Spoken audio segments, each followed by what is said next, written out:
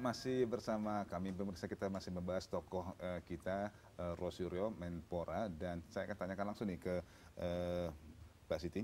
Tadi kita bahas di jangan-jangan dipilih karena brainwash-nya, kumisnya, ya kan? Bisa jadi. Bisa jadi gitu juga. Nah, ini ada apa nih dengan SBY dan pemuda yang berkumis? Iya, terobsesi gitu dengan Nadi Malarangeng.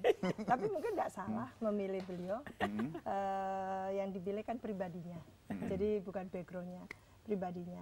Tapi kalau kita melihat sejarah beberapa orang yang berhasil mengemban amanat sebagai jabatannya itu, ternyata orang yang tidak punya background sebetulnya.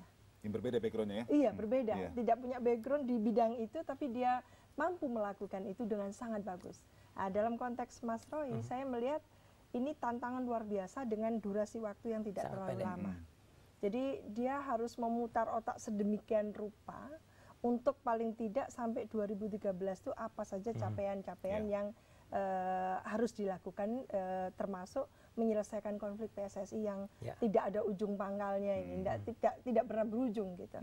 Nah ini harus, lalu juga harus sudah paling sampai pertengahan tahun ini juga menunjukkan bahwa olahraga kita itu tersemangati gitu ya. Karena akhir tahun kita akan ikut SEA Games di Myanmar. Betul. Dan tahun 2 tahun sebelumnya itu kan kita juara umum, Mbak, gitu. Monggo. Betul. Gitu. Jadi tantangannya besar. Iya. Yang diperlukan adalah leadership sebetulnya. Leadership itu juga kompetensi. Leadership itu juga dengan cara yang sangat berwibawa gitu. Untuk sistem yang otoritarian, it's workable gitu ya, bisa dilakukan. Tapi dengan sistem demokrasi itu adalah leadershipnya memang merangkul semua, dan merangkul dan mendapatkan dukungan tadi, sehingga katakan sekitar itu ya, stakeholders terkait itu dengan sukarela senang hati membantu. Nah itu tergantung bagaimana kepiawaian Mas Roy Suryo gitu untuk memaksimalkan dukungan-dukungan di sekitar. Dan saya juga harus banyak belajar, Mbak, di foto-foto ini kan. Nah ini kalau ini waktu ke banjir ya gitu, itu juga bagaimana kemudian saya banyak mendapatkan, saya belajar dari ini mengunjungi atlet, salah satu atlet kita rumahnya terendam banjir, sehingga saya harus ke sana gitu ya. Dan kemudian kalau ke tiap-tiap pengurus besar itu juga saya kemudian mendapatkan data langsung dari lapangan gitu. Tadi sempat ada di taekwondo gambarnya, kemudian di wushu, kemudian di renang dan lain sebagainya gitu. Nah ini salah satu contoh ya, ketika kemudian ke berbagai tempat, berbagai sasana, dan kemudian dari situ kita juga bisa melihat bagaimana sebenarnya masalah. Ternyata di tempat pelatihan kita itu di Gelora itu ring tinjunya pun itu pun ternyata juga tidak standar ya gitu. Jadi artinya masih banyak kekurangan-kekurangan yang harus kemudian dilakukan oleh negara, dan negara tidak boleh tidak hadir di situ. Negara itu harus hadir di situ untuk memberikan itu, dan makanya itu saya cek ini hubungannya dengan Deputi 4 melalui KONI, kemudian apa yang sudah diberikan.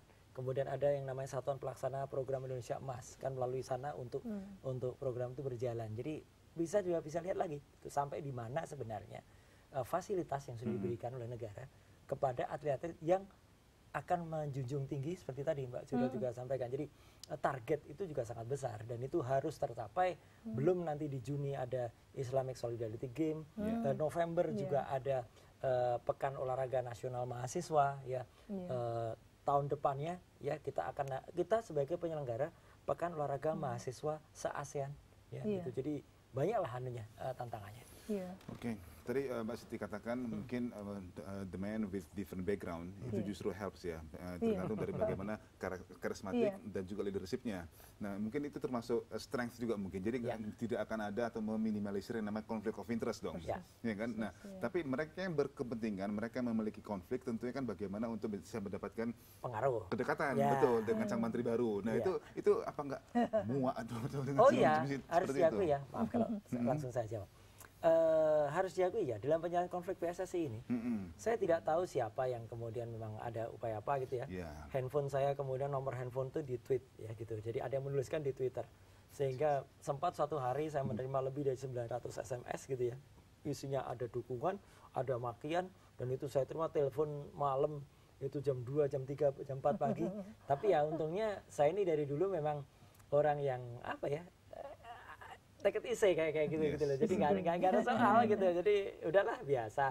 Telepon masuk nggak ada nomornya nggak diangkat. Gitu aja udah gampang ya. Atau pager silent gitu ya. Begitu ada nama, saya nggak boleh matikan telepon.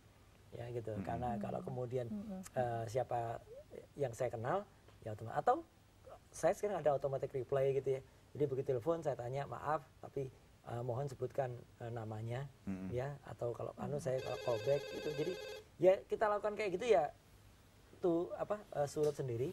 Dan kemudian dalam konflik PSSI ini kalau kita leapfrog ke sana memang akan ada langkah yang harus diambil, dan langkah itu saya ambil setelah nanti ada masukan dari FIFA dan AFC secara langsung, sembari saya juga memastikan tanggal 10 apakah Liga Primer itu berjalan ya, dan apakah rekomendasi untuk ISL itu harus saya ambil kalau mereka tidak memenuhi persyaratan yang sudah disampaikan pada tanggal 4 Januari. Santai aja, jadi emang itu saya akan tanyakan kita beban kalau gitu berarti.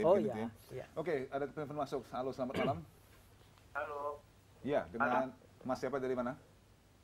Dengan Ade di Tangerang. Mas Ade, silakan.